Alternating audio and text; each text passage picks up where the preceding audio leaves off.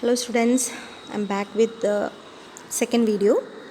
So we discussed till the etiology of acute lymphocytic leukemia, and in the same slide which we saw early, that is hematopoiesis, and now our problem is in the common lymphoid progenitor and the other cells which are coming in the lymphoid series. Okay, so these cells are involved and these cells are undergoing some genetic or some other mutations or any other reasons which is causing these series of cells are affected abnormally, they will be produced. So this is the explanation for etiological factors and what is happening in the pathophysiology. So you can see the lymphoid series are affected in the acute lymphocytic leukemia. And what happens in the pathophysiology? So slide പേരില്ല എന്നാലും pathophysiology ആണ് നമ്മൾ പറയുന്നത്. So pathophysiology, what happens is this cell production becomes abnormal, and it can be because of genetic, environmental or any other etiological factors may cause changes in the production of this T series cells. So it will be produced abnormally, and as a result of this abnormal production, what happens is unrestricted proliferation of immature WBCs in the blood forming tissues. So blood forming tissues like bone marrow, what happens is the cells are abnormally proliferated. Unrestricted proliferation of the immature WBCs occurs, and this will cause infiltration and replacement of tissue with non-functional leukemic cells. So all space is occupied by non-functional, non-useful leukemic cell. So that is what is happening in the leukemia. So this immature cells which is in large number will occupy all the places which is required for the normal cells, and it is seen in large number. So what happens is there will be a competition for nutrients and space. So the normal cells and the abnormal cells. So abnormal leukemic cells and the normal cells like WBC, normal WBC, and again RBC, platelet. Between these all cells there will be competition. So these immature cells are not engulfing or killing the normal cells. Here what happens is they will take up all nutrients and the space which is required for the RBC and platelets and other all normal cells in the body, in the blood. So this results in cellular destruction. This competition between the normal cells and abnormal cells results in the cellular destruction of normal cells. So this RBC will be distracted, WBC, normal WBC, if it is there, that also distracted.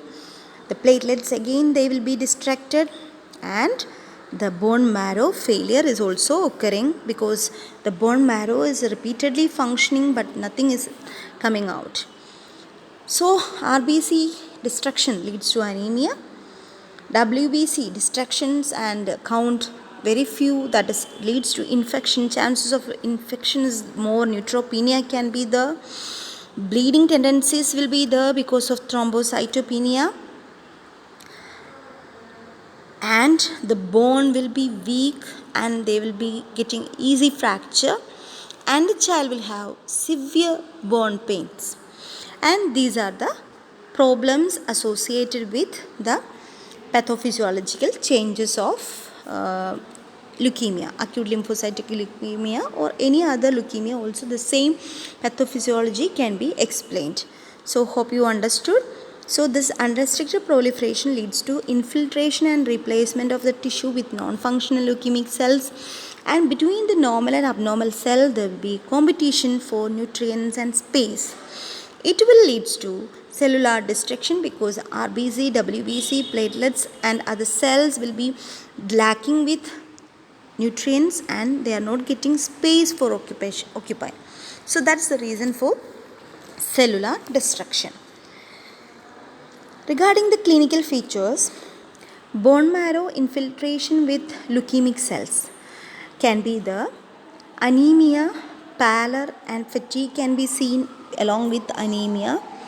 Thrombocytopenia will be presented with petechia, purpura and bleeding.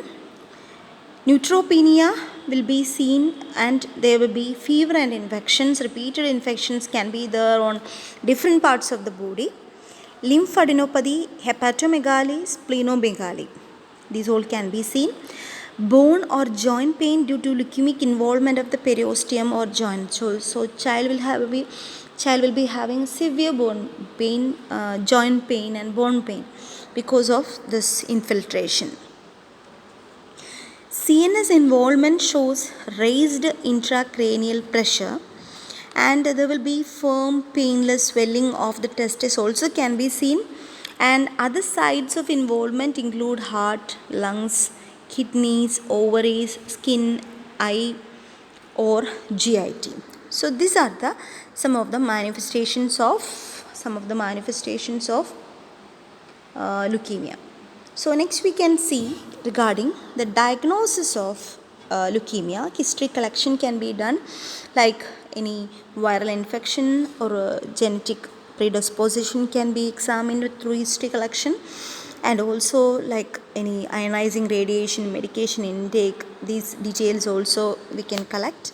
And physical examination is very important on joints and manifestations of anemia and other things. Peripheral blood smear, it give a clear idea regarding the presence of immature cells. Bone marrow examination, this to confirm the bone marrow failure and the abnormal production of immature cells in the bone marrow. And blood test can be surely it will be demonstrating the problems of leukemia. Radiological studies can be done to study the and follow up the bone changes. LFT, RFT can be done. Lumbar puncture, this is to identify the CNS involvement. So CNS migration can be there and that can be diagnosed with the lumbar puncture. So that is about the diagnosis. Now we can see what is the treatment of cancer. Cancer, that is leukemia. So mainly we are trying to treat this condition through 4 stages. That is through chemotherapy, that is induction therapy, CNS prophylactic therapy, intensification or consolidation therapy, maintenance therapy. So these are the 4 stages of managing chemotherapeutic management of leukemia. So first we can see what is induction or remission. Almost immediately after confirmation of the diagnosis, this first stage of induction or remission will be starting. So this will be continuing for 4 weeks to 6 weeks. That is 1 month to 1.5 months we will be continuing with the induction or remission. And in 80 to 95% children, 2 drugs, that is a spelling mistake, that is drugs regimen induces remission, that include vincristine and prednisolone. So during induction remission, the 2 drugs which we use to keep the person in remission, that is vincristine and prednisolone. So both the remission rate and duration of remission can be improved by the addition of 3rd or 4th drug. So usually we will be giving 2 drugs, so this duration can be reduced or for remission rate can be increased by improving 3rd or 4th drugs. When we are adding more drugs, the time which is required and the remission rate which is required will be more. That is time can be delayed, can be short, and remission can be increased. So that's the explanation. So drugs can be the 3rd or 4th drugs can be corticosteroids, vincristine, then L-asparagines with or without doxorubicin. So these are the treatment option for induction or remission. Usually 2 drugs we use. 3rd or 4th drug increases the remission and reduces the time required. So that is about the induction or remission therapy in the first stage of chemotherapy for leukemic children. The second stage is CNS prophylactic therapy. So, most children with leukemia have subclinical CNS involvement at the time of diagnosis, because when it is affecting CNS, it is it is more chance of getting complications. And usually what happens is, or the problem with the CNS involvement is, CNS act as a site where leukemic cells are protected from systemic chemotherapy because of the blood-brain barrier. So when we are starting the treatment, immediately these leukemic cells, everything will go and will try to cross the blood-brain barrier, and they will be in a protected area, because the systemic drugs may not reach or may not cross blood-brain barrier. So for leukemic cell, it is a safe place for to hold. So that is the importance of CNS prophylactic therapy. So a combination of intrathecal methotrexate and cranial irradiation is required in the second stage to prevent the CNS involvement, and also to prevent the spread of leukemic cells into that. And if it is spread, we have to kill the leukemic cells there. That is the importance of CNS prophylactic therapy, the second stage. So the alternative regimen include triple intrathecal therapy consisting of methotrexate, hydrocortisone and cytarabine without cranial irradiation. So in some conditions, the combination of intrathecal methotrexate with the cranial irradiation can be there. Another alternative, 3 drugs, that is intrathecal therapy, hydrocortisone, cytarabine without cranial irradiation. So this is about the CNS prophylactic therapy. The third level or third stage is intensification or consolidation therapy. That is period of intensified treatment administered. Some new chemotherapeutic agents are administered to tackle the problem of drug resistance. High dose methotrexate, L-asparaginase, epipodophylotoxin, cyclophosphamide and cytarabine. So new drugs, intensified treatment is happening in the intensification consolidation therapy. So high dose of drugs are given like methotrexate, L-asparaginase, epipodophylotoxin, cyclophosphamide and cytarabine. So keep the spelling properly, write down the spellings properly. That is a intensification and consolidation therapy. Next is maintenance or continuing therapy. That is after completion of induction and consolidation therapy to preserve the remission and further lessen the number of leukemic cells. Daily mercaptopurine, weekly methotrexate, periodic intrathecal therapy over remaining 2 year of period. So this is about the maintenance therapy. So after completion of induction and consolidation, we are just trying to preserve the remission and further lessening the number of leukemic cells. So daily mercaptopurine, weekly methotrexate, periodic intrathecal therapy over 2 years. So this is the continuation therapy. So we will be we have discussed about 4 stages: induction or remission, that is a starting stage; CNS prophylactic, that is to kill the cells which is migrated into CNS, because IV or systemic management may not kill the immature cells once they entered in the CNS. Intensification or consolidation, here we are treating with a high dose. Okay.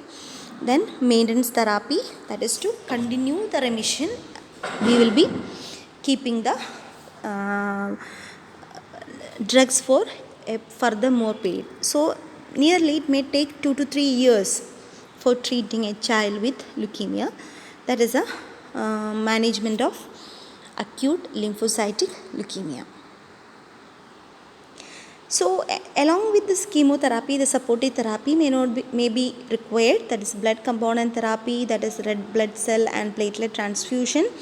then repeated infection because neutropenia, and as a side effect of this chemotherapy also there will be cellular destruction which leads to infection. So there is chance of infection, that's why we have to provide preventive antibiotics. Nutritional and metabolic needs, child may have vomiting and other problems, anorexia. Along with that, anemia and other problems also, multiple problems will be there for the child. So manage nutrition properly by IV or oral feeds, that's very important. And psychosocial support, the child will be in a very anxious, very painful situation. The family also require more support from the caregiver. So that is about the psychosocial support. And usually in a child pediatric cancers, usually we treat in tertiary care center with all facilities. So advise them to approach a tertiary care center for the treatment. So this is about the supportive therapy. So we'll have a break now. We'll continue the remaining types of leukemia in the next session. Thank you.